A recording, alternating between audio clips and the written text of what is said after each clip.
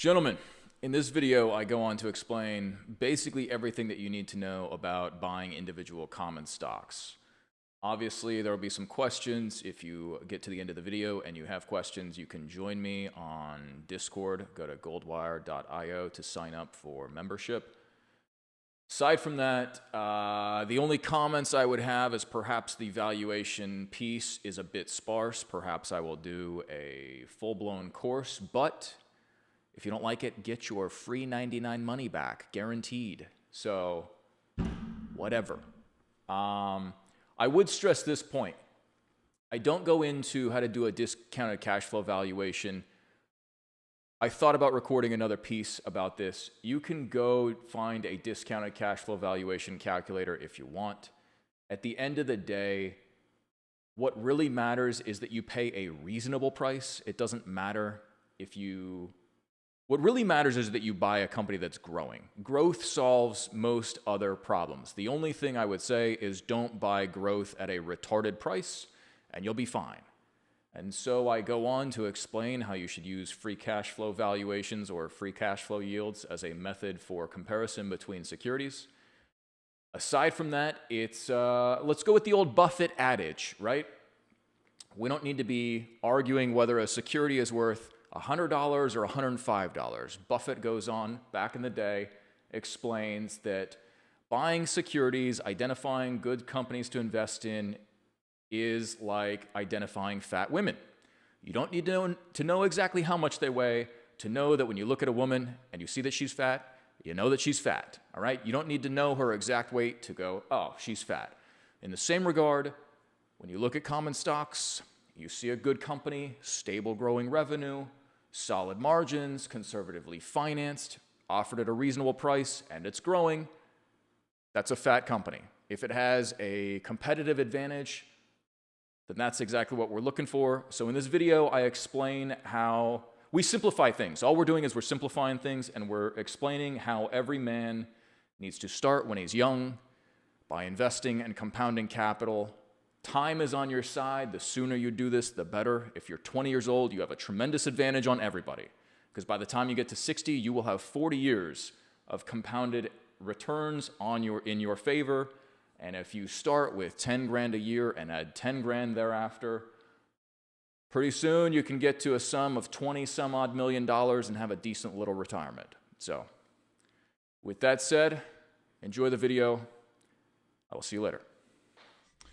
Gentlemen, what is up? All right, this is free game, free game, free game. All right, this is a course I've developed called Common Stocks and Compound Interest. This is going to give you a high-level overview of everything that you need to know about investing in the stock market, about analyzing individual securities. All right, this is the nuts and bolts, the simplified version of everything that you need to know. There's some caveats. You're going to need to take an accounting course at some point, but aside from that, this is going to give you everything that you need to know to be able to analyze individual companies and to construct a portfolio. And it is a little contrarian from the standpoint that we are making it simple, not complicated like Wall Street does. So sit back. This will take probably an hour, and we're just going to run through this and get out your notepads here. All right, so first things first. Everybody talks about making money, but this game is more important than that. If you've got a bunch of money and you're sitting on a yacht by yourself, that's not really the objective here. The objective is to live a wealthy life. And we're going to define wealth as an abundance in all aspects of life, these primary components being health, your mentality, your money, and your relationships. So money is a necessary input, but you need abundance in all aspects of your life to really live a wealthy life. All right. And before we get started, I inserted this slide first and foremost because it is probably the most important, all right? And that is your mentality. You need to operate at a high frequency. You need to be a positive person. And I don't mean but like The Secret says that you need to be ask, believe, and receive and just pretend that you have a Ferrari and therefore it'll appear from doing nothing. No, you need to curate pain so that you become an individual who's worthy of success, all right? So where the body goes, the mind follows. Somehow this is lost on a lot of people. I think this is becoming more popular nowadays, but if you work out and you take care of your body, your mind will naturally follow. I can't stress this enough. One of Buffett's quotes, one of the things he stresses the most is he says, you don't have to be a genius to get rich in the stock market. An even temperament is the most important investment trait. He says even somebody with an average IQ can do above average in the stock market if they just have an even temperament. And the way to curate a high frequency and to achieve this is to do hard things intentionally. So notice I put this first and foremost before we even get into any investment conversation, because this is the single most important piece here. You have to take care of your own mind and everything else will follow. All right, so this course is going to be a simplified, high-level version of investing, and I'm going to substitute the word ownership for investing because I think I've got a different perspective on this. A lot of people on Wall Street gets paid for activity and confusing you. And in reality, this is not rocket science. It's really not that complicated. Our objective here is going to be to own a portfolio of 20 common stocks. Warren Buffett, Ben Graham, Charlie Munger, other value investors have proven that this is the way to build wealth. It's to put all of your eggs in one basket and to watch the basket. The reason that we say 20 stocks is that so that if you miscalculate and you are wrong, which you inevitably will be, it doesn't entirely decimate your investment portfolio, but you should be allocating a large portion of your portfolio to your best ideas. And every year, we're going to hope that we generate 2 to 3 brilliant ideas, and that's basically it. You're going to sit back and you're going to do nothing. And you're going to sit and you're going to wait for an opportunity. And as Buffett says, it's like akin to baseball. You're going to sit and wait for a fat pitch. Investing is unlike baseball, where you don't have to sit and you don't have to swing at every ball that comes across the plate. You only have to sit and swing at one fat pitch. All right, and then we're going to cover financial statement analysis and financial metrics, and we'll cover valuation. Caveat emptor, all right, so buyer beware. Here are some of the fundamental risks. I'm just going to disclose this right out the gate, just for full disclosure. Value investing underperforms during bull markets, and it outperforms during busts. If you haven't noticed, we have the money printers are running in overdrive right now, so this kind of ameliorates the concept of value investing. A lot of people who are speculating on Dogecoin or Bitcoin or other cryptocurrencies, they might double, triple, quintuple their money overnight, and it's very easy for these people to nix the idea of buying productive businesses because they gambled and they were right. The thing about what we're doing here is it's not a get-rich-quick scheme, but it's a get-rich-for-sure program. The only downside is it doesn't happen overnight, and it's a 20-year program where you got to just stick with it. You buy productive assets. They're productive. They compound capital, and you rinse and repeat. The issue with zero interest rate policy is that it promotes speculation. When you have free money, then it makes any available investment appear as if it is profitable. Inflation also reduces real returns on capital, and it makes capital consumption rational. So to give you an example, Warren Buffett wrote this article titled How Inflation Swindles the Equity Investor in 1977. It was published in Fortune. You can still find it today. And he basically says that most people think that equities are impervious to inflation, or they're a good inflation hedge, when in reality, he goes on to prove that the average return on equity for American businesses is fixed at roughly 12%. So if you generate a 12% return and you have 20% inflation, then you achieved a negative 8% real return. So in other words, it was actually more rational for you to go out and just consume your capital, to go buy a Lamborghini, and to spend your money. Of course, you look around today and you see that there's a lot of degeneracy and stupidity, and therefore you say, well, that kind of makes a little bit of sense. Another caveat here is financial markets are kind of antiquated. That is that the notion of securities markets as it stands it's a bit complicated, but they trade securities in what is called book name. So when you go to your broker, say JP Morgan, and you buy Apple stock, you don't actually own Apple stock. All of these securities are held by one company called Seed & Company, and JP Morgan just credits you. The reason that this is like problematic, and this is, I'm just disclosing this because it's something that, is on the top of my mind, and you'll say, oh, what do I care? You probably don't. But the point is that I find it a bit skeptical that all of these brokers, they trade in street name, they in book name, they say that you own this stock, but then they go and lend it out to some hedge fund. They have quadrillions in derivatives, literally quadrillions in derivatives across the banking system. And so you say, well, if the banking system's insolvent, then do we really trust the old, yeah, we got you, bro. It says here, it's on our books, you own Apple stock. I don't know. A solution to that is you can direct register securities in your own name. And then the last caveat here is this even capitalism? If you guys followed the GameStop saga, then theoretically, the reason I point this out is because theoretically, if the holders of GameStop decided out of principle that they were not going to sell, no matter the price, technically it would have created a domino effect of failures from hedge funds, ultimately to Citadel, ultimately to these other big banks and brokerage firms. And theoretically, a bunch of kids in a forum could have technically bankrupted most of the big banks. There's some clients, hedge funds of theirs, that were allowed to naked short, which is to short a stock without owning it. And they shorted more than the available supply of the stock. Don't ask me how that's possible. It just is. And the thing is, when it came down to it, they effectively cheated. They effectively, halted trading, didn't allow you to buy the stock. They just played a bunch of funny money games. And you look and you go, is that really a fair market? If it was really a fair market, then a bunch of kids in a forum somewhere would have bankrupted most of these hedge funds and big banks because they're all so interconnected that they create systematic risk, and we would be in a different system.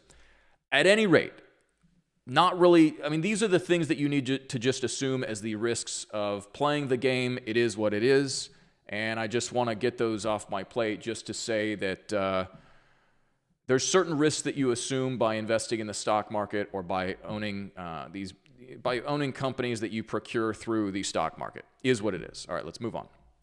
So, there's some basic principles here. Stocks we need to think about stocks as representing ownership. They are not investments. The reason I say that is because I don't like the notion of, oh, it's an investment, which gives it somewhat of a short-sighted term where you think about, oh, I'll sell this at some point when I make money. And it causes an individual to think about stocks in terms of numbers rather than thinking about the underlying business that the stock represents. All right. As a basic principle, we are looking for boring businesses with simple business models that are easy to understand. Buffett says, find a business that's so simple to run that even a moron could do it. An example of something that's very simple, these will be different for you, but as an example that I've put here are a beverage company. Single product, very simple to understand. Think about Coca-Cola, fantastic investment for Buffett over the past however many years he's owned it. Basic materials, Fastenal, other basic material companies where they just produce a single thing, nuts and bolts, steel tubing, wire, screws, whatever it may be. All right, energy, gotta have it. Luxury brands, I'm a big fan of simply because they're very easy to understand. They've done tremendously well, and you can't duplicate an LVMH. There's only going to ever be one Louis Vuitton. Okay. Next, we need to have a holding period of forever. So when you buy one of these companies, what we're really doing is we're buying a company, and you need to think about it in terms of, if I had, say I had $100 million, would I buy this company outright? That's how you should think about a stock. Perhaps you might only be allocating $1,000 to buy a security, but when you think about making an investment or buying a business, you need to think about it in terms of buying the entire business. And therefore, do you really want to own it? Do you really want to be in this business. There are some financial statements that you would look and say this is attractive, but when you look at the actual business, you say this is not something I would actually want to be involved with. Next principle, the next rule is don't lose money. This is Buffett's first rule is don't lose money. Rule number 2 is don't forget rule number 1. This is because compounding capital depends on stability. It depends on making sure that you don't lose money. If you have a 50% drawdown, that requires a 100% return just to break even. If you have a 75% drawdown, that requires a 400% return just to break even. So this is asymmetric, as you'd say. Next principle is we're not going to be able to identify every opportunity. There's going to be a lot of investments that come across your desk or what have you, and you'll miss out on some of them. The thing is, you're not going to identify every single investment. Even the best investors, they don't understand some things. And the thing is, you need to understand what it is you do know, and more importantly than understanding what you do know, you need to understand what you don't know. And there will be a lot of investments that come across your field of view that you'll miss out on, and that is just a given. And next, we're not going to sell at the top, and we're not going to buy at the bottom. The name of the game is buy low, sell high, but you're never going to buy exactly at the bottom and sell exactly at the top, and it is what it is. We don't really need to be concerned with short-term prices anyway.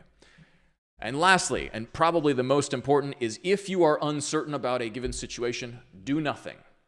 Do nothing. Wall Street, like I said, makes its money off of activity. We live in this short-term world where everything's so fast, and there's a lot of money for other people to make based on you doing a thing. And so if you're uncertain about something, chances are you should do nothing. Most of the time when things show up in the news, they are irrelevant anyway.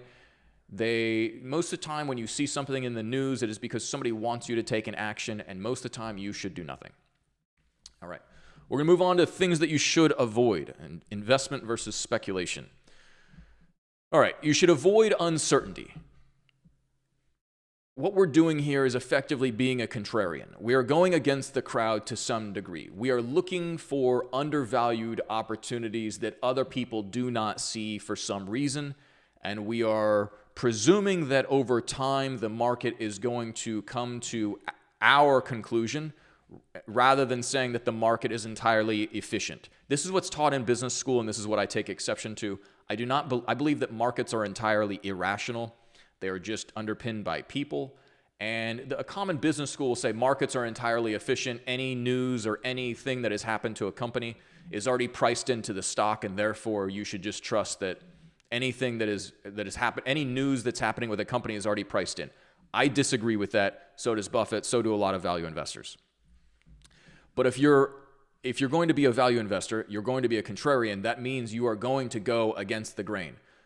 A lot of times when Buffett has made his money, especially on American Express, I believe, there was a salad oil crisis. I don't know the particulars to really get into it, but something about there was a scam in salad oil, and there was supposed to be oil, and it turned out it was a scam, and most of it was water, and they were in this whole, I don't understand why they're trading salad oil, but anyway, I digress. Buffett came along and recognized that that was a temporary flaw in the operating model. The news that surrounded this scandal was really bad at the time, and he ended up coming in and recognizing that this is a temporary problem. He bought up a significant portion of the company, and that is an example of him being a contrarian. He went against the grain, and he saw something that other people did not see, and he was eventually right. And the thing is, if you're a contrarian, you must be certain. And that certainty comes by doing due diligence, by understanding what you're investing in, by understanding the numbers that underpin the company that you're owning. And if you're guessing, you're probably gambling, okay? So if you're excited and you're like, oh, I'm not really sure, but I'm just going to take a chance, you're gambling. Another thing to avoid is active trading. Ownership should be boring. All right, if you've got adrenaline, it's indicative of speculation. If you're excited about something, it's okay to be uncertain. It's also okay to, perhaps there's a little bit of adrenaline that goes into when you place an order, But for the most part, if you've done your research, you should be able to place an order and just walk away from your screen. And likewise, you should construct your portfolio such that you don't even have to check your portfolio, but maybe once a month to look at, oh, how have we done? Are we up? Are we down? You shouldn't really care about the short-term prices anyway. And so if you've got adrenaline in doing what you're doing, then chances are you're speculating. Number 3, you need to avoid leverage. This is a Buffett quote, but why risk everything to add a few percentage points of return? Or he says it different. I believe we've got it later, but he says, why risk what you have to basically get what you don't need? The point is that leverage is a killer, and there's no real reason to try to increase your return from 12% to try to get to 15% and to risk everything that you've worked so hard for just to try to make a few percentage points in return. 4th, you need to avoid zero-sum games. The reason that stocks or businesses are attractive is because every day people wake up and they go to their jobs and they have to be productive. They have to produce in order to survive. Unlike these zero-sum games, a stock is a situation where you can buy it at 40, you can own it and sell it at 50. The next guy can come along and buy it at 50, he can sell it at 60. The next guy can come along, buy it at 60 and sell it at 70, and everybody makes money. Zero-sum games are basically binary games where one person wins, the other person loses. So examples would be speculative options. Foreign exchange is probably the best example. Listen, if you guys I know there's a lot of people who promote content and claim that they are trading foreign exchange. I assure you they're not. They are lying. Every time I see content from somebody that says that they're trading foreign exchange, I instantly know that they're a scammer and they're a liar and they're a deceptive individual. They're not forthright. And honestly, this is the primary motivation for me making this course is there are so many people running around claiming that they're making a ton of money, and in reality they're selling courses or they're selling groups or what have you, and they claim that they're giving out these signals and foreign exchange and you too can get rich. It's a scam. They are scamming their customers. It's very deceptive. Another example would be contracts for CFDs, contracts for the difference, basically. They're just like you get into all these obscure securities, all of these obscure methods of basically speculating. Anyway, so avoid all these things. All we're focused on here is just owning 20 companies. And notice there's a big difference. The thing is that humans are entirely fallible. Like, if you try to guess about the numbers, I assure you, you're gonna be wrong. The thing is, we are making this an idiot-proof program here, where if you're halfway intelligent, you've got a moderate IQ, you can look at some numbers and say, hey, this seems to make some sense, and you buy a company and you own it. If it's a good company, the company is going to be productive. You don't need to be guessing about whether the price is going to go from 40 to 42 or 50 to 59. Whatever. You don't need to guess about prices. All right. 5th, we're going to avoid complicated business models. If we don't understand it, we're not buying it. And there's a lot of things that will come into your purview, and you'll say, this sounds attractive, this sounds interesting. It'll be some story. It'll be some complex pharmaceutical, biotech, mumbo jumbo, modem, scrotum. I have no idea what they do, but it sounds really attractive, and they have huge numbers, and they just seem to be printing money, but I have no idea what they do. Avoid that stuff. Chances are if it doesn't pass the smell test, then it's not legitimate. All right. And some examples that I put in here of things to avoid are banks, with the caveat that the banking system, the banking system, number one, bank financials are different. It doesn't mean that you can't own banks, but in the world of distributed ledger technology, I think that the two-tiered banking system is basically irrelevant, and we're seeing that play out in real time. So I would caution you from owning banks. Pharmaceutical companies, personally, I just don't know anything about pharmaceuticals. Biotech, other startups, hype, stories. Again, if there's something that sounds like it's good because they're going to release this next generation, 5th generation, blah, blah, blah, whatever thing, avoid that stuff. We're not buying stories. We're not buying hype. And the thing is, when you make money, people will come along and they'll pitch you, hey, my startup, hey, we're trying to do this idea.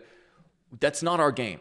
Like, even if I hear something and I say, that sounds like a brilliant idea, it's not what I do. It's not what we do. We're not guessing about whether something is going to be popular. We are buying going concerns. A going concern being a business that's already operating. It's proven. It's like, let's analogize this to sports. We don't need to be Michael Jordan, nor do we need to practice like Michael Jordan. Here's why investing in the stock market is great. Here's why owning productive businesses is great. We don't need to practice to become Michael Jordan. All we got to do is sit on the sidelines and be like, hey, that Michael Jordan guy looks pretty good. All we got to do is identify the best player on the court. And unlike sports, in business, you can actually buy these companies. So you just sit there and you say, oh, this looks really good. And all you're doing is you're constructing a portfolio of all of the best things, 20 first-class companies, and that's all you need to do. All right. We're going to also avoid businesses that are easily reproducible. So if you think about a business and you say, could I reproduce this for $1 billion? You want something that has a competitive advantage. And most of the things that you see that are investable, most of the best investments, have some competitive advantage that cannot be copied. For example, Apple has been one of the best performing stocks over the past few decades. And you look and you just say, they do things different. They think differently. Their design is different. The products they roll out are head and shoulders above the competition. They do things with simplicity, which is actually more difficult to execute on. Back when there were, what was it? The Motorola Razr phone was the thing. And then finally the iPhone came out and completely changed the game. And now everybody has an iPhone. So, and you look and you say 20 years later, people still just use iPhone.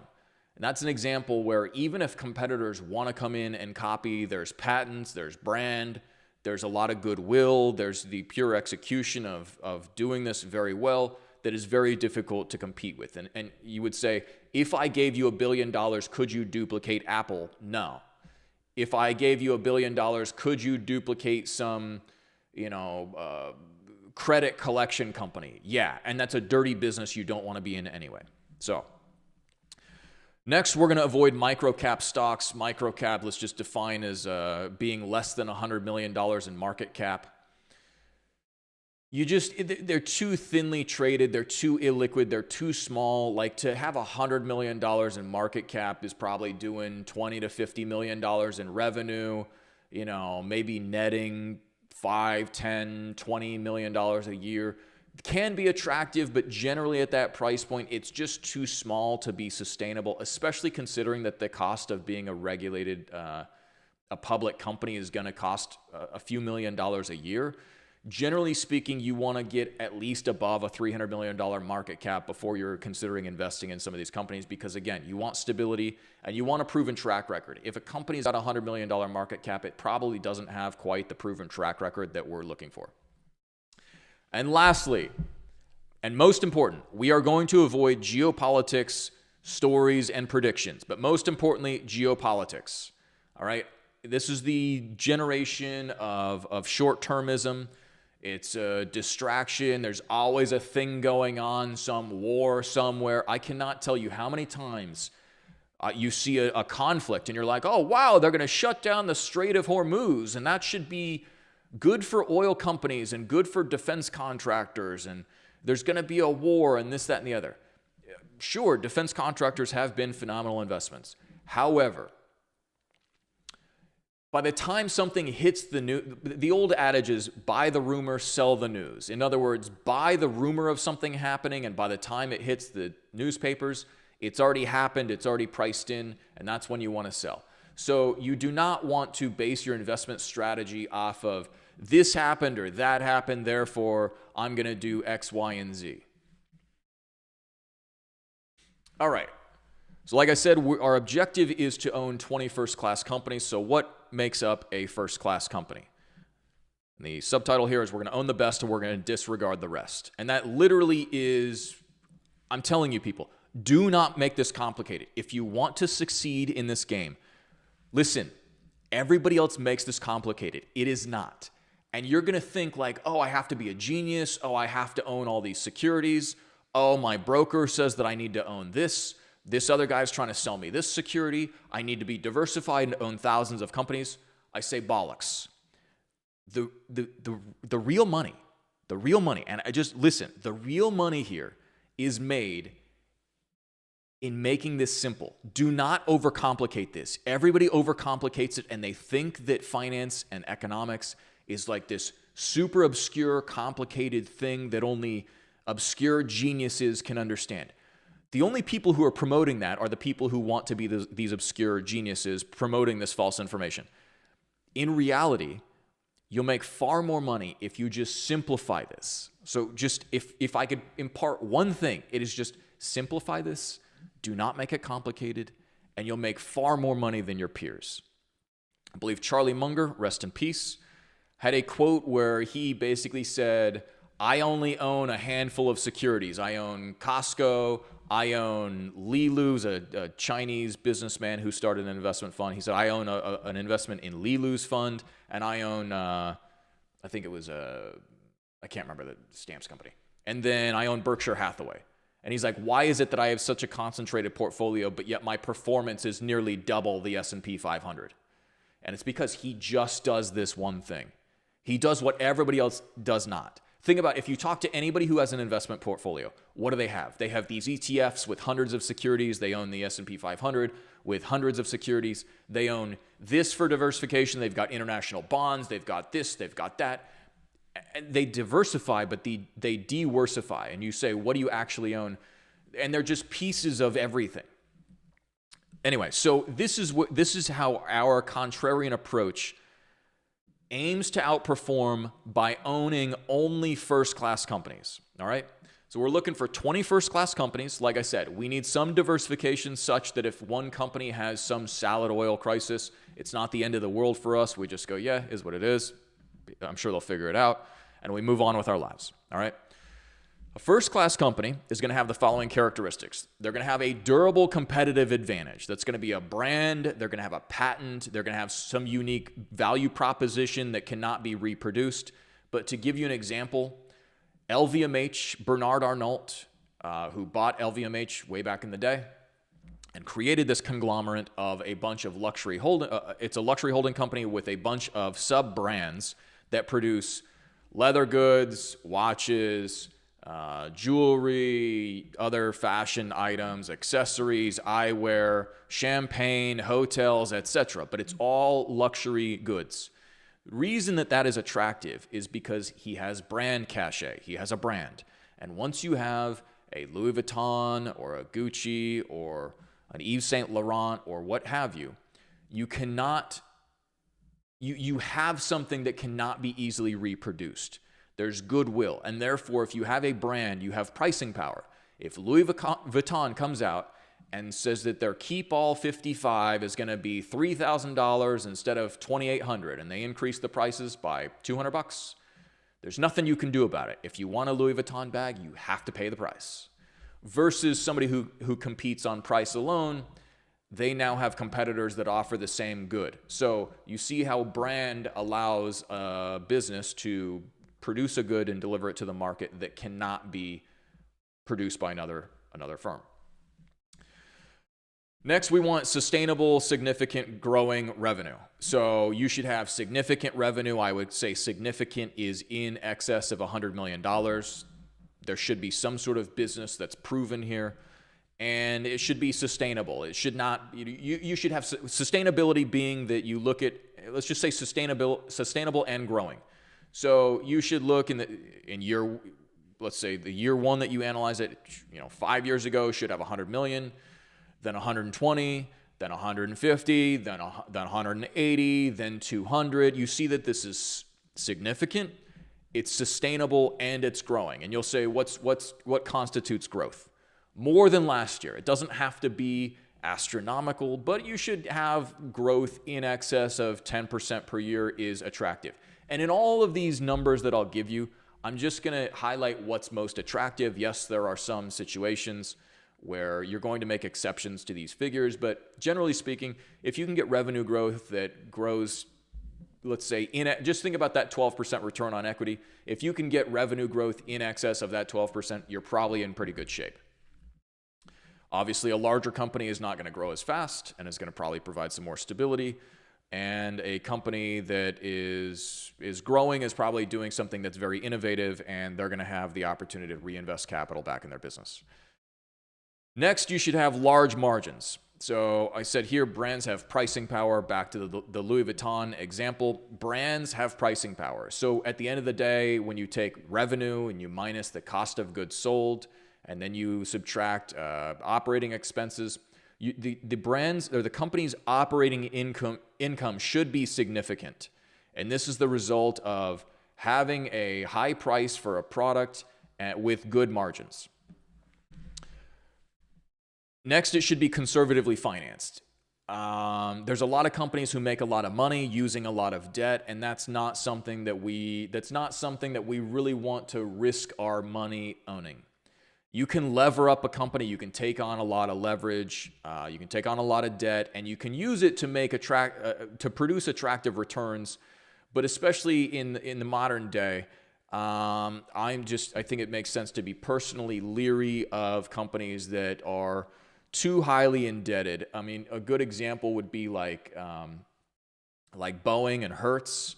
I mean, look, these companies delivered I think it was Boeing delivered like $50 billion worth of dividends to shareholders over the past decade. I'd have to double check that figure. But anyway, then you look at, and the moment that they halted capitalism in 2020, suddenly they're first in line to go get government bailouts. It's because they have so much debt that at the moment that something bad goes wrong, something bad happens, then they don't have anything to fall back on. They immediately go bust. You don't want to own a company like that. You want a company that is self-sustainable, that is conservatively financed. Next, we want high returns on invested capital. So a simple proxy for this is your return on equity. So if you have the stockholders' equity of a company, then the net income that's produced divided by stockholders' equity gives you return on equity. But that figure, the reason we say high return on invested capital is because if you take on debt, you can increase your return on equity. So although this is not on your income statement or balance sheet, the company should generate high returns on invested capital. And lastly, it should be priced at a reasonable valuation. Now, in today's day and age where there's, over the past, let's say 18 months, interest rates have been higher, but for the decade before that, they've been zero. So zero interest rate policy has really made the notion of a reasonable price a barbarous relic. When money's free, the price that you'll bid for any productive security is infinite.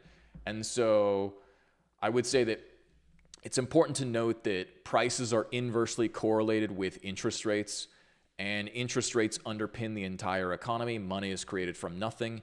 It is just a fixed, an arbitrary cost by the Fed. This trickles down to other securities, treasuries, corporate debt, etc.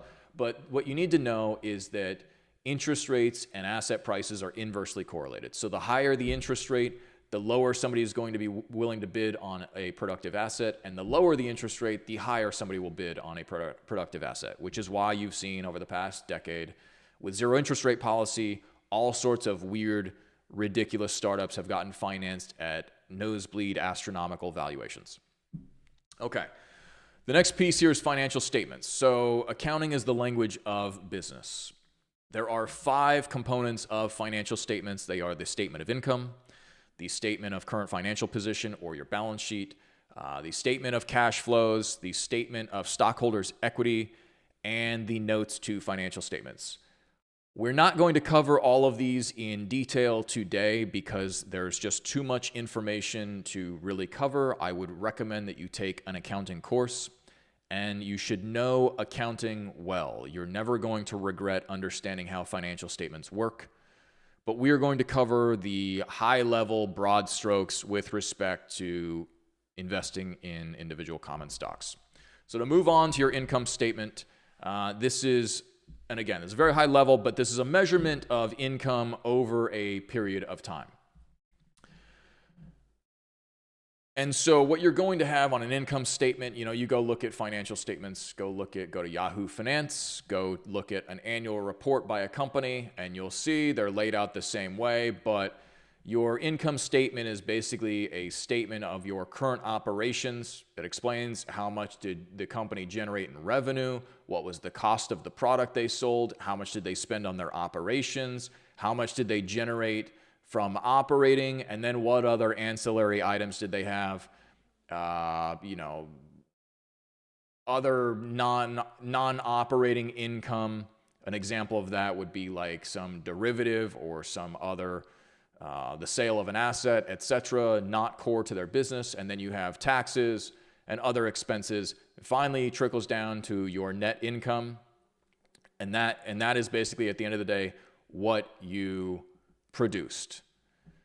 Generally speaking, with respect to financial statements, with respect to the income statement, we want sustainable growing revenue in excess of $100 million. We want high gross margins in excess of 40%. So that is after accounting for the product. We want to see that there's a good margin on this product. If it's highly demanded, chances are they've got good margins. We want to see high operating margins in excess of 30% is ideal. And lastly, you want to see high net margins in excess of 20%, again, is ideal. Not every company is going to fall under meeting all of these criteria, but as a general rule of thumb, these are the figures that you're going to want to see. Next, you got a balance sheet, which is a snapshot of your financial position at a specific point. So it's just on any given day, here's what you own, here's what you owe, here's what shareholders own. So you've got assets, you've got liabilities, so you've got everything, all of your assets, you've got all of your liabilities, and when you subtract the liabilities from your assets, you are left with what the shareholders actually own at the end of the day. So what we're looking for on the balance sheet is we want a significant amount of cash. I get that if you sit on too much cash, the company's going to want to put that to work, but you want to see a company that's at least got enough cash that they've got some flexibility, significant cash being relative to their liabilities. They've got stable working capital. You don't want a company where, to give an example of this, like how much cash do you want and what have you. There's some companies that will look like they're profitable, but then you'll see that their accounts receivable just keep going up and up and up and up, and that is what people owe them in the due course of business. But that can be, it's something to look out for. That can be somewhat problematic. If a company has receivables that are just going up and it's not actually collecting cash on those receivables, that can be indicative of some sort of accounting finesse. Next, we want to see that there's a sustainable amount of debt. Generally speaking, ideally, that could be paid off with 2 years of operating income. That is a very conservative figure. It's not a hard and fast rule, but generally speaking, you want to see some debt can be useful. Debt is generally cheaper than equity, and debt can be productive for a business, especially if it can be paid off and it helps the company grow in excess of just financing everything with cash. However, you don't want a company that's so dependent on debt that it is so highly levered that the moment that anything goes wrong within the economy, they are up a creek without a paddle. And there are some businesses where debt does make sense, like American Express has a lot of debt, but that is because they effectively operate as a bank. There's some businesses where they take on debt and their business model is different, and there's exceptions that should be allowed. They don't disprove the rule, though. And then you want to see on the balance sheet, you want to see that there's either growing retained earnings, which would be indicative of a startup, a company that's in its growth phase. If you see that a company at the end of the year is earning $20 million, let's say in net income, all of that trickles down to its retained earnings. Well, you're going to look at its retained earnings and it's going to be growing over time. So you're going to say, as a shareholder, the book value or the stockholders' equity of the company is going to be increasing over time,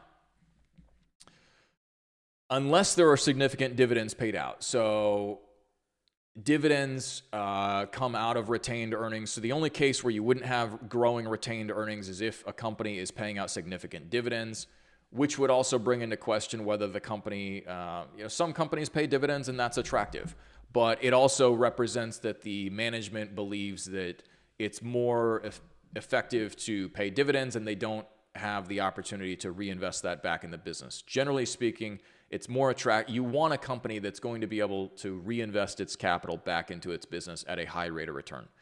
And then you want to look at the number of shares outstanding, and it's not very attractive to have dilution, obviously. So the amount of shares outstanding should be relatively stable.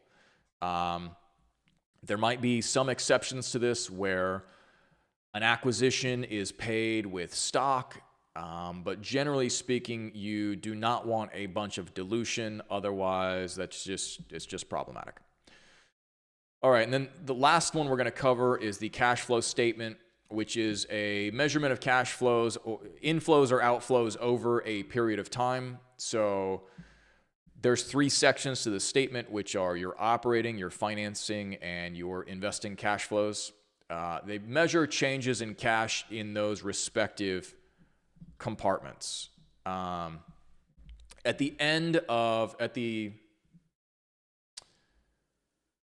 The bottom line to this is that you want to see how, like, the uses of cash from a company are going to be demonstrated on the cash flow statement. You can see, they repaid this amount of debt, they issued this amount of debt, they invested in this, they did X, they did Y, what have you.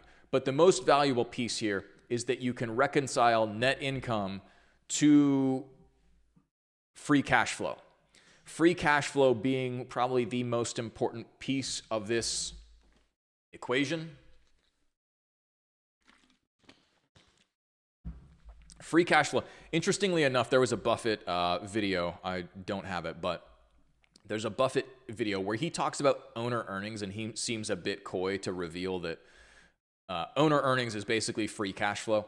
And that is, you take you have your revenue, your cost of goods, blah, blah, blah, blah, blah. You get down to your net income. What do we actually keep at the end of the year?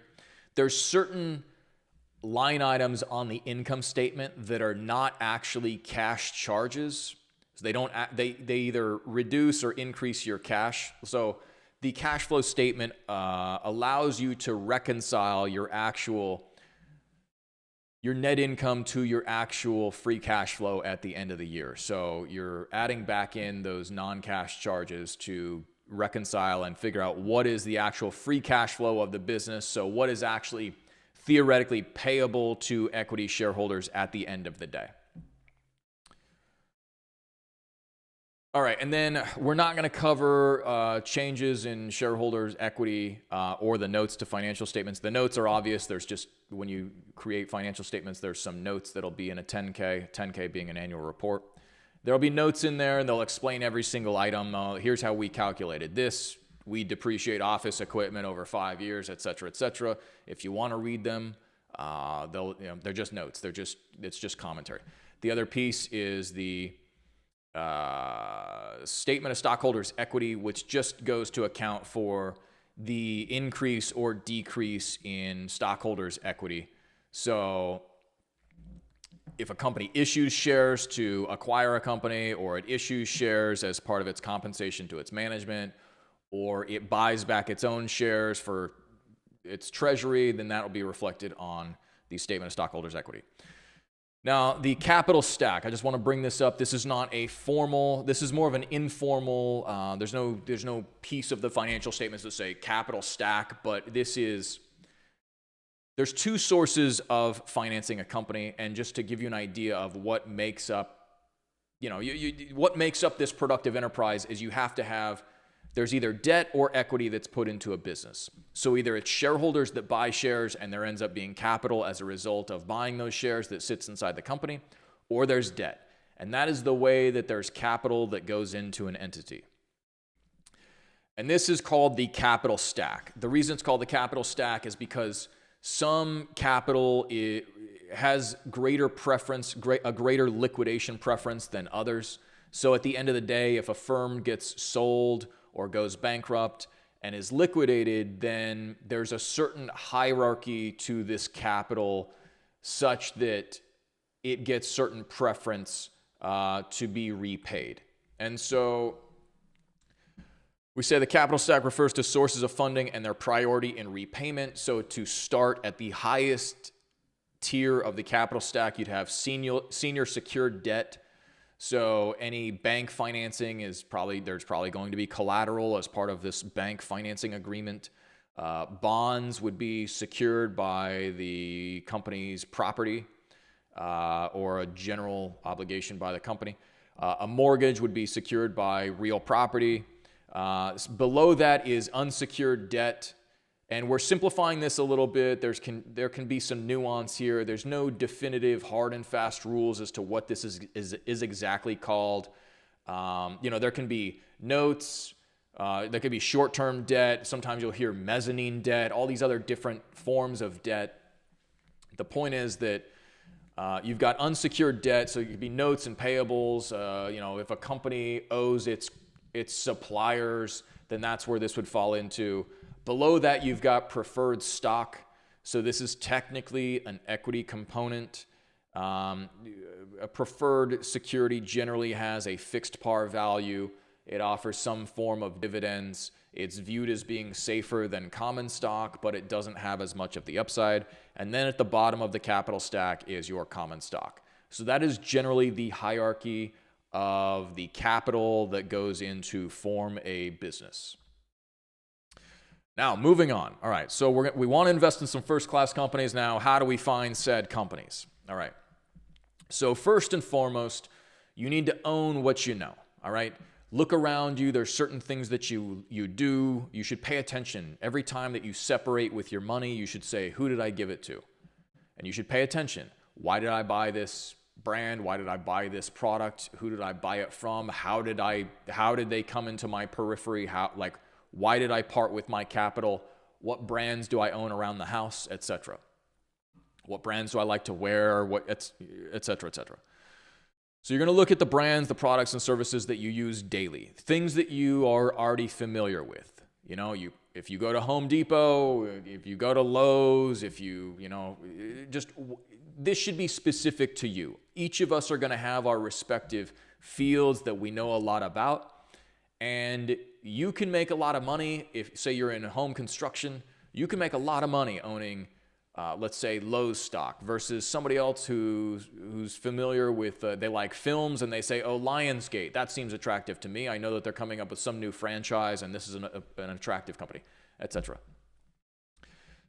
Secondly, once you find said companies, you can find all of the information that you need about a company is going to be published on their website if they're publicly traded. So every publicly traded company is going to have a section of their website that says investors, and then it's going to be some form of publications or financial statements or what have you, SEC filings, and then you're going to look for their annual report or their 10K as it's formally called by the SEC.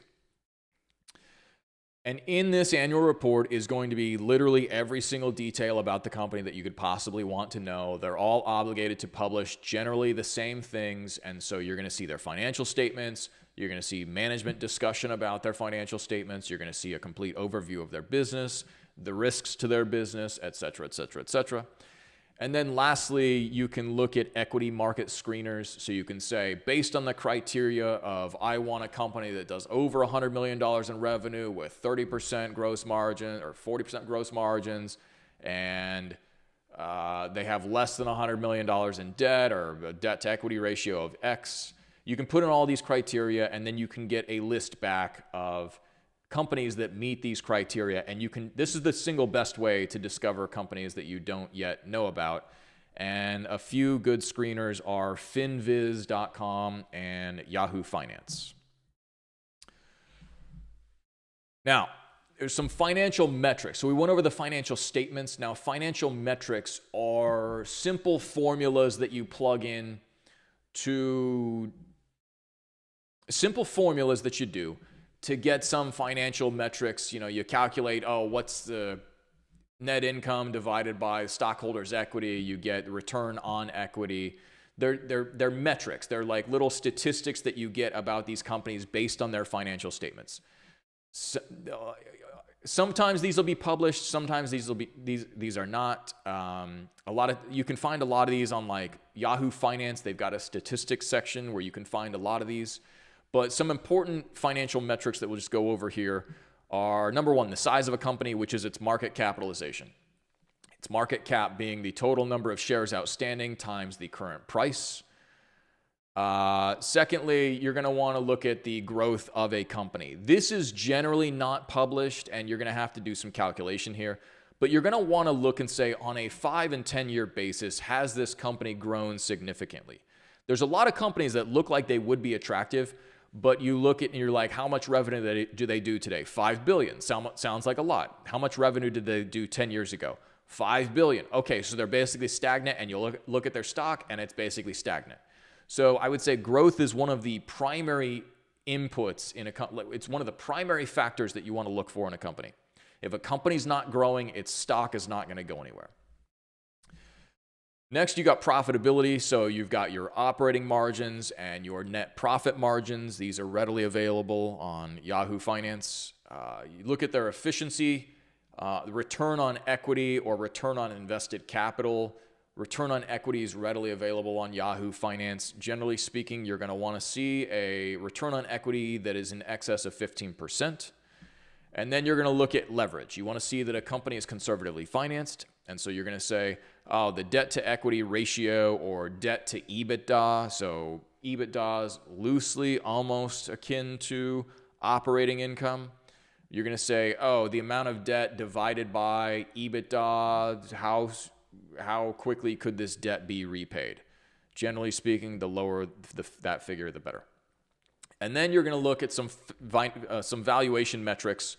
They're going to be your PE ratio, your earnings yield, which is the inverse of your PE. So your price divided by earnings is your PE ratio. Your earnings yield is the earnings divided by the price. This is probably one of my favorites. And that's something that you have to calculate. Very simple to do, but it's not readily available. Most people don't use that. And then you're going to look at your free cash flow yield. As a general proposition, we're going to say here that your PE, this is not a hard and fast rule. I'd much rather own a brand at 18 times earnings if it's a phenomenal brand than I would just a reasonable company at 12 times earnings. So this is not a hard and fast rule, but generally speaking, you want a PE ratio that's below 15. Now, in today's day and age, you're going to struggle to find this for a lot of popular, well-known brands. Most of them do not trade below 15 times earnings. And you'll see that if you divide the earnings by the price, you then get the earnings yield. So if you inverse that, you're going to say that your earnings yield should be roughly above 7%. Your free cash flow yield should be above 7%. Generally speaking, I try to find companies that have a PE below 10, an earnings yield above 10, a free cash flow yield above 10. But this is basically, it's up to you. There's no hard and fast rule that says you cannot buy this company if its PE ratio is 16, but there should be, it's up to you. All right. Next, we've got valuation. So price is what you pay and value is what you get. So the value of an investment is the sum of all future cash flows discounted to today. There's a lot of models to come up with valuation. Some people will say there's a lot of different methods that are taught in business school. Most of them are irrelevant. The most accurate would be a DCF valuation, which is a discounted cash flow valuation. So what you're doing in a DCF model is you are projecting a certain growth rate for revenue, and you're saying that you think that will translate into this amount of free cash flows. As a simple example, suppose that you have a company that does $100 million in free cash flow. You would say, okay, what did they grow? What rate did they grow at over the last 10 years? What do I think that they're going to grow at over the next 10 years? And then there's going to be some terminal growth rate where they're going to slow down after 10 years. And you're going to say, maybe I think they grow at 3% thereafter. So you're going to say, okay, if they did $100 million in free cash flow this year, they're going to do $110 million in free cash flow, then 121, and it's going to go up and up and up, okay? And then you're going to discount that back. You're going to divide this figure by a discount rate to arrive at some value, some present value for that future cash flow. You're going to add all these up, and it's going to give you a nice figure that's going to say this firm is worth $2 billion or whatever the figure may be. Now, the reason I'm not going into a discounted cash flow valuation is, number one, you can go find a discounted cash flow valuation calculator as a very simple hack here. Go online, look up DCF calculator, you put in a ticker symbol, and you'll see an example. It'll say, oh, this stock's undervalued. It's worth 80. It trades at 60. The reason that I am not focusing on it here is because I think that a DCF valuation, while it's accurate, it promotes short-term price comparisons, which is not actually productive towards our aim.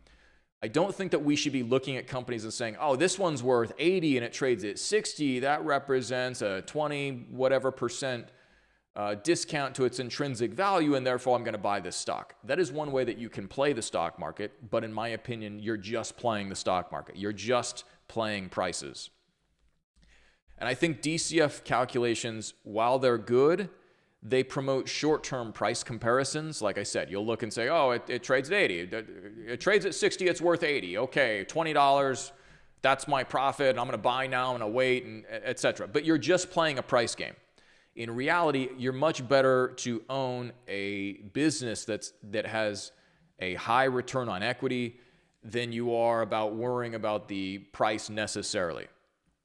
Also, DCF calculations, this gets a little nuanced, and this is probably beyond the scope of this presentation here, but there's what's called the capital asset pricing model. So in this DCF calculation, you have to discount these future cash flows by a discount rate. And you're like, what's the discount rate?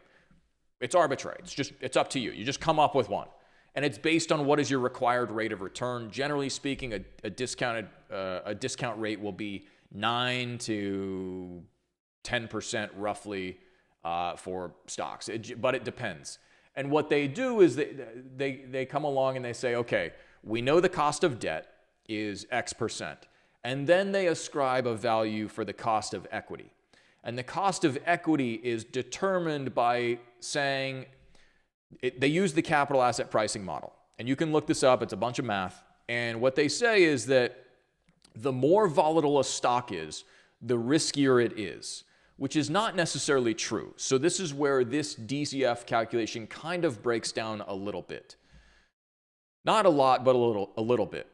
And the reason it breaks down is because Buffett has given an example where he says, if you own Coca-Cola and the stock goes down by 50%, but they still produce the same number of cans, or let's say they increase the number of cans next year. So it's a growing company, they're still producing the same product, but the stock just dropped by 50%. Did the stock really become riskier, or did it become less risky because there's less room for it to go to zero? So if the price went from 100 down to 50, which is a better buy for the same company? And because the stock went down to 50, does that mean that the company's more or less risky? Well, business school would tell you that it's more risky because it's more volatile. Whereas value investors look and they say it's actually less risky because the price is cheaper. So for every dollar that I purchase of this security, I'm getting more in earnings. In fact, for every dollar that you would have spent at 100, for every dollar in earnings that you got for buying that stock at 100, you would now get $2 in earnings because you're buying it at 50. So business schools will say that a volatile stock is more risky. Value investors would say that a stock that declines in price is less risky. The point is that a DCF, or a discounted cash flow valuation, is highly sensitive to your discount rate. So you can kind of make the value of a stock look like whatever you want. If you divide it by a lower discount rate, then you can get a higher valuation. If you divide it by a higher discount rate, then you get a lower valuation. And I'm going to teach you the single best trick. It's not even a trick, but like the single best valuation metric that is super, super simple is free cash flow yield. So you go look And Yahoo Finance will do this calculation for you. Free cash flow is not necessarily disclosed on financial statements. It's not a formal part of financial statements, but nowadays Yahoo Finance and these other finance websites will give you free cash flow. So all you need to do is go take the free cash flow from a company and divide it by the current market price. That gives you a figure in terms of a percentage, and you can use that to compare this. You can't see this because my head's in the way, but it says basically free cash flow yield is owner earnings as a percentage of market price used as a measurement against other available opportunities. So treasuries, bonds, other stocks, etc. So if you take the free cash flow yield and use that to compare the yield of a security against other available investment opportunities, that really simplifies the game here. You understand what you're paying, what you're getting, and you don't need to get caught up in saying, oh, well, my discounted cash flow valuation says that this company is worth $100 million versus $110 million, and therefore it's not a buy or a what. It simplifies it a lot. All right. To continue on, valuation is a measuring game. So we mentioned that the lower interest rates are, the higher asset prices are. To give you an example, like to illustrate this, we've got the Fed funds rate, which is the base rate. It's the base cost of credit that's just arbitrarily set by the Federal Reserve. Few folks sit in a room and they go, the cost of credit in the economy is going to be X. And this gets back to, how do you really have a capitalist system when you have the centralization of credit and a monopoly on a central bank and a few folks deciding the cost of credit rather than the market? That's a discussion for another day, but this is the system that we operate in. So you've got this Fed funds rate, an arbitrary interest rate, just a random, it's going to be 5%, it's going to be 2%, whatever the suits say. So the suits will say the Fed funds rate is 2%, and then treasuries will fluctuate relatively close to what the Fed funds rate is. And then based on that, you've got corporate debt, which is deemed to be a little more risky than treasuries. And then you've got other securities, preferred stock, other forms of debt, notes, etc. And then you've got common equity. Now, there's another Buffett quote here. It's not the exact quote, but basically he says that celebrating higher asset prices is like celebrating higher gas prices simply because you have a full tank of gas. So we really need to take a contrarian approach in the way that we think about businesses. And most of the time when the stock, crowds are nonsensical, okay? The market is based on fear and greed. As the price goes up, people get greedy and they want to buy. And when the price collapses, they want to sell. We need to do the inverse. When the price goes up, generally speaking, your free cash flow yield is not going to be as attractive, and therefore you're going to want to look for other available opportunities. And when the price goes down, your free cash flow yield is going to be more attractive. And when the price goes down for the companies that you own, then that should be indicative of an opportunity to buy more of a good thing. And lastly, I'll say we need to think about the world of investing as it's. A lot of people say, should I invest in the stock market? Yes or no. Should I buy this company? Yes or no. Oh, prices are high. Oh, I'll wait. There's a lot of conversation about people try to time the market. And I don't even like the financial advisors that are like, oh, you shouldn't time the market, but they're kind of right. It's like a bell curve of stupidity. Like they're on the wrong side of the bell curve, but technically they're correct. My point is, the way that we need to think about owning and buying businesses is that there's an endless vista of opportunities. There's always an opportunity out there. Tomorrow the sun's going to come up and people are going to go to their jobs and they're going to go produce X, Y, and Z. And there's always going to be a company to invest in. And so rather than trying to time the market and say, oh, well, I'll wait because prices are high and I'm not going to buy now and I'm going to hold off. That's wrong. That's incorrect thinking, in my opinion. The more correct perspective should be, you should have a means of production, whether you sell labor at a job or whether you own a means of production because you own a business, you should focus on the productive endeavor that is producing capital.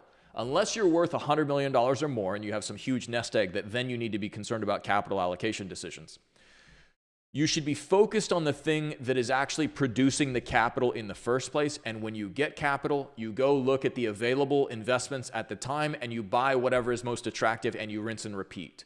Rather than sitting around and saying, oh, I'm going to wait until I get the perfect price, rather than sitting around and like the point is that you focus on what's productive, you take your capital, and then you go buy, you measure the available investment opportunities at the time, and you go buy what is available. All right, we're going to use there's endless opportunities. We're going to use the past to predict the future. So in other words, if you see a company that's been successful in the past, chances are they're going to be successful in the future. We're going to stop guessing. We're not going to guess whether tomorrow's price will be higher or lower. We have no idea. Nobody knows this. I don't care who you are. Nobody has ever been able to predict short-term market prices, and we should not try.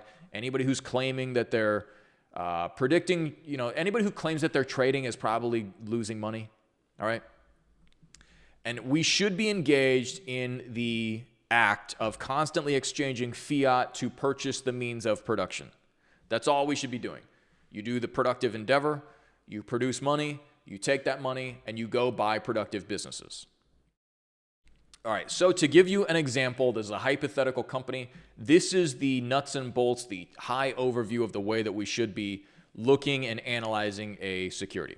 We're going to go to Yahoo Finance. We're going to take in a ticker symbol. We're going to look up the company. We're going to go to financial statements. We're going to go to the income statement. We're going to say, okay, what do they do in revenue? They do $100 million. All right, their cost of goods sold, let's say, is $30 million. So let's just say that this is an oil company, for example. If it was an oil company, they'd be doing a lot more than $100 million, but these are round figures just to give you an idea. But let's say that they do $100 million in revenue. The cost of the cost of their goods, so the cost of this oil is $30 million. So their gross profit, that is their profit just on their product, is going to be $70 million. Did not put that here. But let's say that they have an operating expense of $30 million bucks. Is this math going to work out? I hope so. Anyway, let's just say that their operating expense is $30 million. So let's say the cost of all of their people, the trucks, the pipelines, the drills, whatever it is that they do, all of their expenses to run this operation, their offices, their printers, their paper, etc. All of that is going to be $30 million bucks.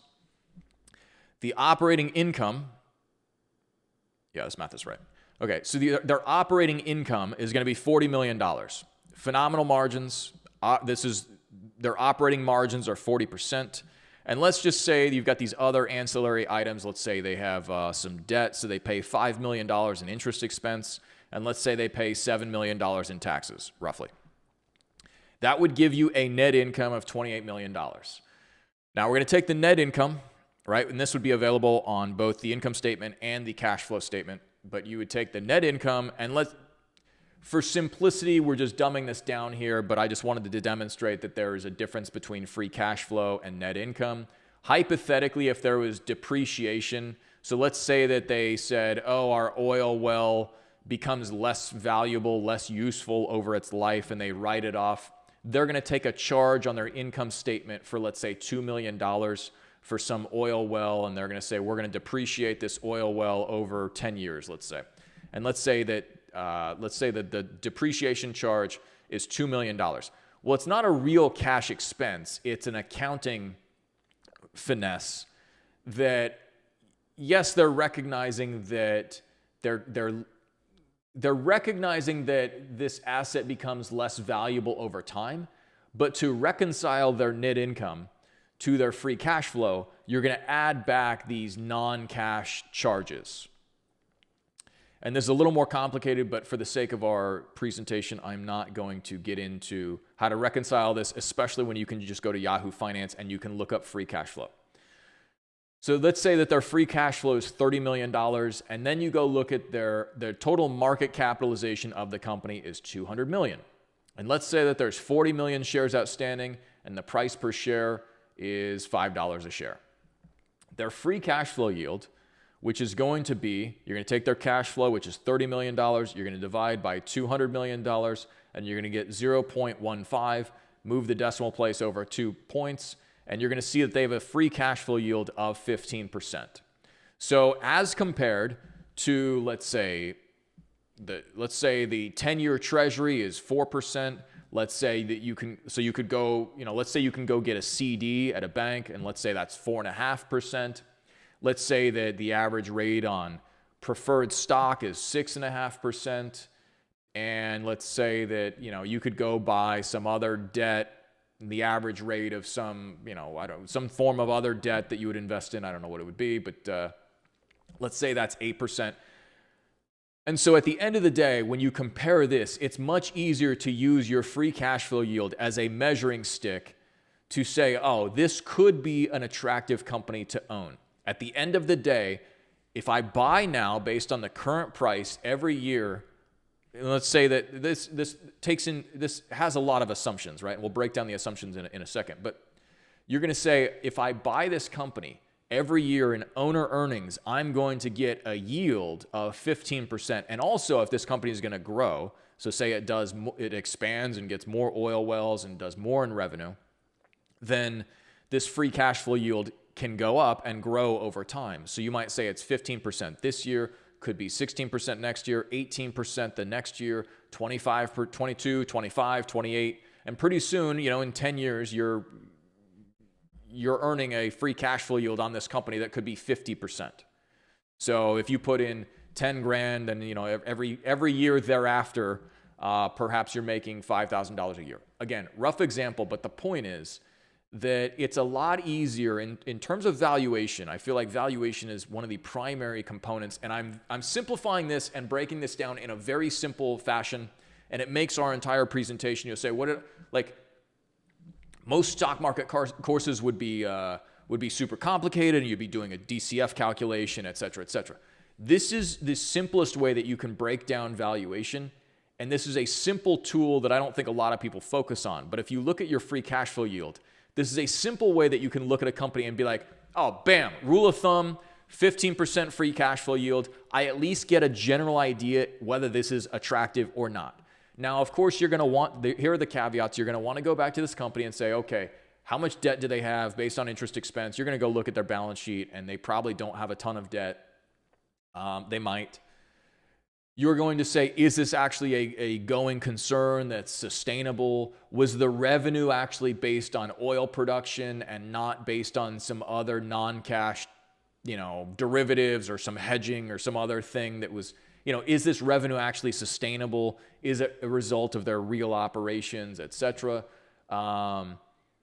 Is it how do I feel about owning an oil company? Nowadays, I feel pretty good about them because most people think that there's going to be some green energy transition. And I think they're flat out wrong. Energy is a necessary input that was responsible for the growth in the population from 1 billion people in 1800 to 8 billion people today. So energy is a necessary input for life. People are entirely dependent on it.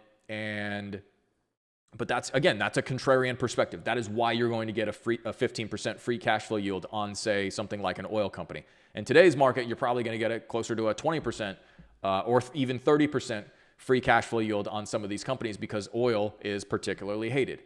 Now, a lot of people, one caveat I'll give you is a lot of people want to focus on like NVIDIA. And they call, NVIDIA, the AI company. NVIDIA is a microchip company, but it also trades at 100 times earnings. So NVIDIA's revenue, it would be off the charts here, and their free cash flow yield would be like 1%. So the only reason that it makes sense to buy a company, in my opinion, and this is the contrarian perspective, what I'm doing here, value investing, value is a piece of investing, so it's a little weird to make that distinction. But anyway, value investing is based on buying going concerns that are available at attractive prices. There's a lot of opportunities that you'll miss out on. Like Tesla would have never made sense. Amazon probably would not have made sense. NVIDIA would not have made sense. There's a lot of high-flying names that you will miss out on by employing this investment approach. The thing is, though, there's another, to give you a perfect example of how this applies, there was somebody I knew that came to me and said, I bought Shake Shack. Shake Shack was another example of like a high-flying company. When it came out and went public, it was very popular. Everybody was all like talking about Shake Shack as the greatest thing. I didn't understand. I was like, the hamburgers? Like, you guys are hyped about hamburgers. Cool. Like, whatever. It's Wall Street. They're retarded. Anyway, this guy was like, I bought Shake Shack at like, for simplified terms, I bought it at 100. The price has since come down to 50. And you looked at the price to earnings ratio at the time, and it was like, it traded at like 50 times earnings. That's the problem, is that if you go buy a high-flying name and the price, suddenly momentum stops because they run into some little problem, which every business will in the due course of business, they're going to run into a roadblock. And let's say that you have a PE ratio of 100, and then the price falls, and then you've got a PE ratio of 50. What do you do about that? There's no recourse.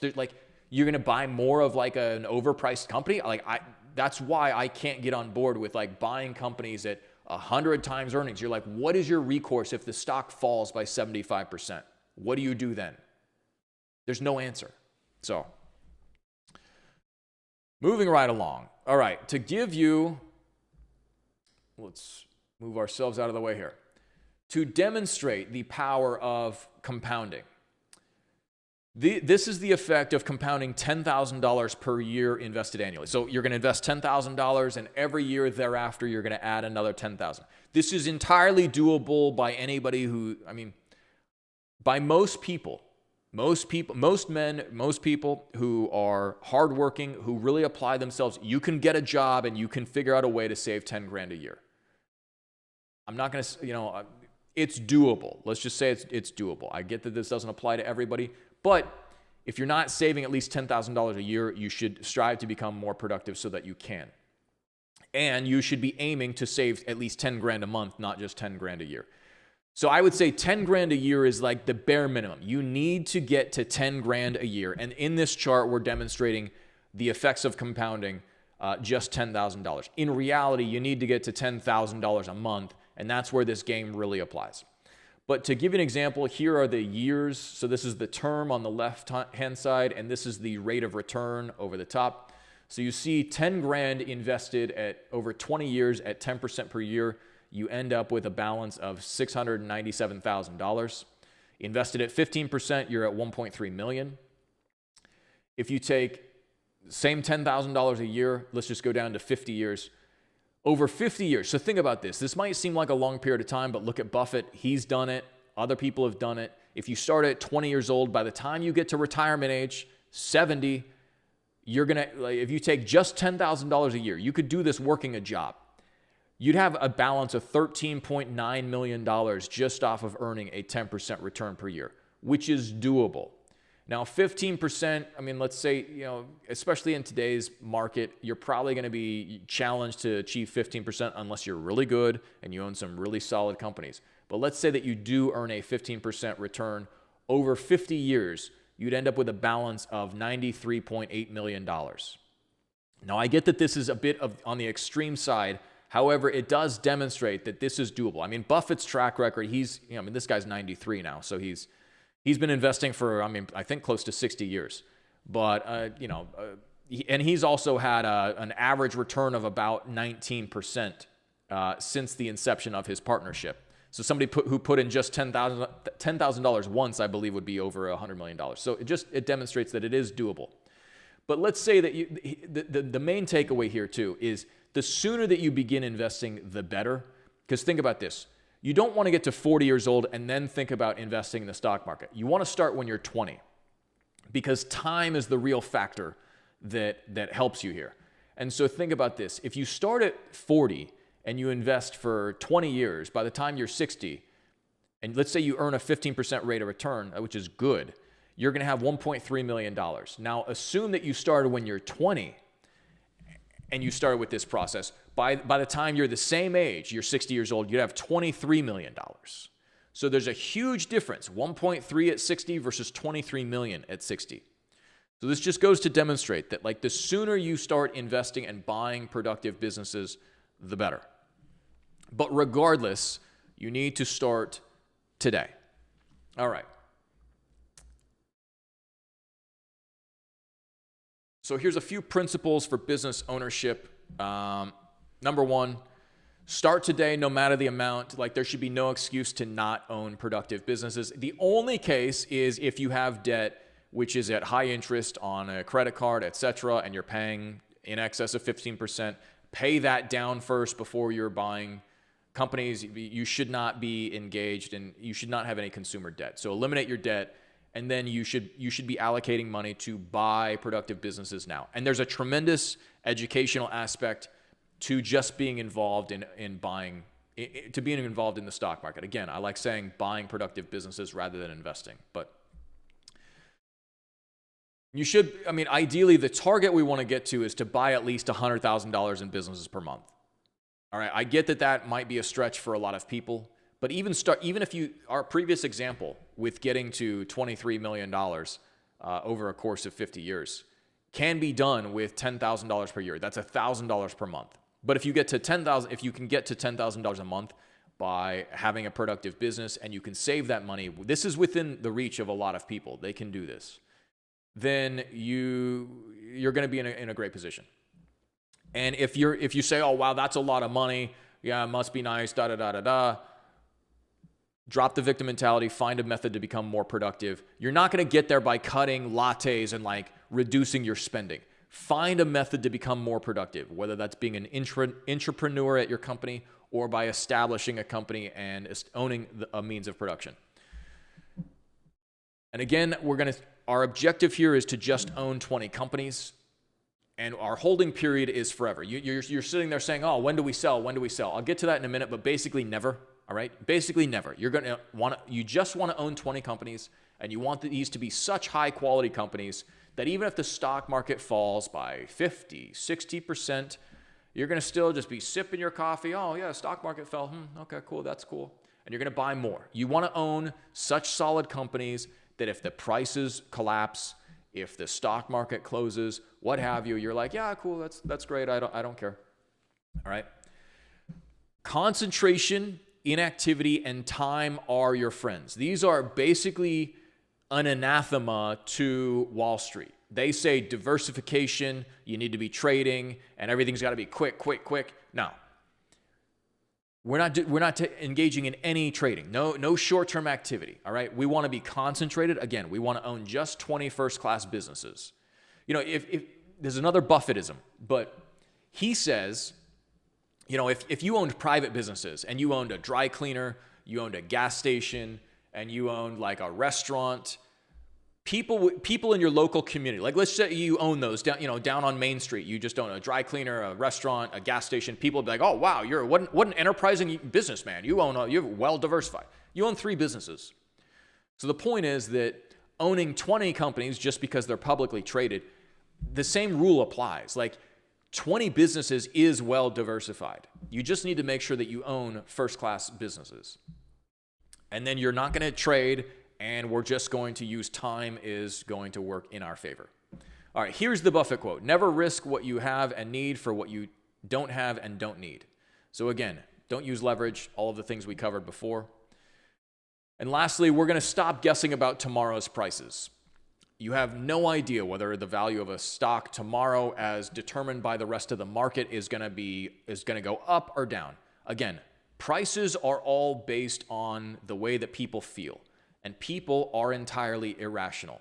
So if you buy a security, price is what you pay, but value is what you get. So you need to make sure that what you buy is actually valuable and it's a productive business that is valuable given the price that you pay. I was going to say one more thing about that, but it slips my mind.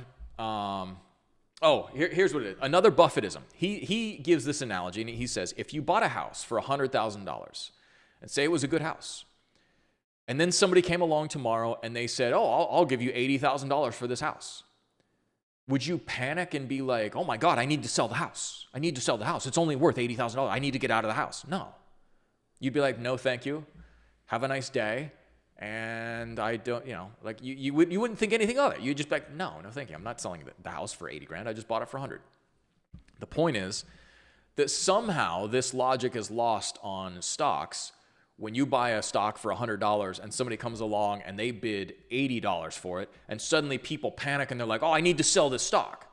Just think about this as a business. And so think about it in the same way that you would a house. If you buy it at $100K and somebody comes and offers you $80, does not mean you need to accept it. Buffett has a great analogy where he calls it Mr. Market, who's this manic depressive who on any given day comes and offers you either a ridiculously low price or a ridiculously high price, but you don't have to do business with him. Every day he's going to show up, and this manic depressive is going to show up and he's going to make you a ridiculous offer one way or the other. And it's up to you whether you actually engage in doing business with this guy. But just because he shows up does not mean that you need to do business with Mr. Market. All right? We're going to stop. And so the last points are we're going to stop guessing about tomorrow's prices. Nobody has any idea. And the only thing we need to be engaged in is exchanging fiat for the means of production. That's all we do. We hopefully have some method of being productive, from adding value to the economy and from procuring to procure capital. And we're going to take that capital and we're going to go buy productive businesses. And you're just going to look at the time today of the vista of available investment opportunities. What am I going to buy? And that's where we get into free cash flow yields, and it's a measuring game. And you say, well, this is attractive, this is available, I'm going to buy that. Now I'm going to go back to doing what I did to procure that capital in the first place, and then you're going to use that capital to then go buy more businesses. So you're always in the buying game. All right, and this is a lot different from what most people think. They're like, oh, should I be buying? Should I be selling? When should I buy? Highs, lows, trading. None of that. You're just always buying. You always be a buyer. All right.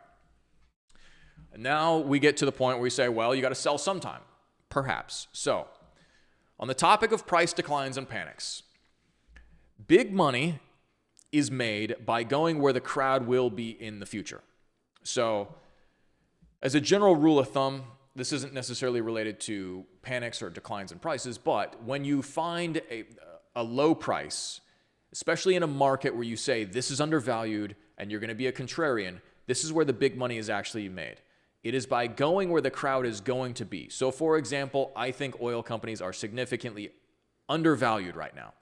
I think it's entirely ridiculous that people think there's going to be some green energy transition. It's just not possible.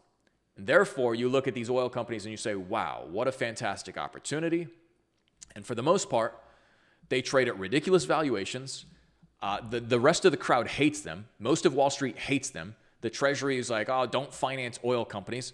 There's a lot of headwinds to these companies. However, I don't think that it makes any sense that you just say, oh, yeah, forget petroleum. It's dirty. It's nonsense. And I think people will eventually come around to understand that their lives depend on energy, and it just is what it is. That is a contrarian perspective. Perhaps I will be right. Perhaps I'll be wrong. The point is that if I am proven right, then the compounded returns on capital generated by taking that contrarian position now, if people come around to that line of thinking and realize that energy is actually necessary, then there will be tons and tons of money to be made by going where the crowd will be in the future. Secondly, we need to have a holding period of forever. So on the topic of selling, we don't sell. We just own these companies forever. If you owned, let's say, Louis Vuitton, why would you ever want to sell? It's just a good company. If you own Louis Vuitton, why would you ever want to sell that? For what? What are you going to go buy instead? You got to own something. So you might as well own a productive enterprise, and you might as well own the best thing possible. Now, there's a few exceptions if you own it, but if you own an excellent company, lower prices are opportunities.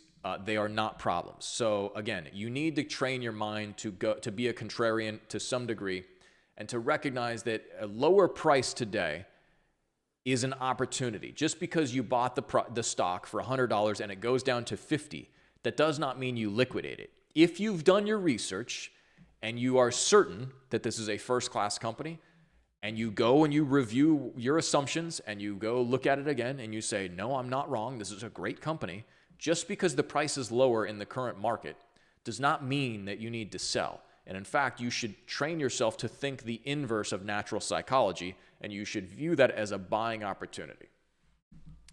And the one situation where you may sell is when valuations become so high, so rich, and there are other opportunities that are more attractive.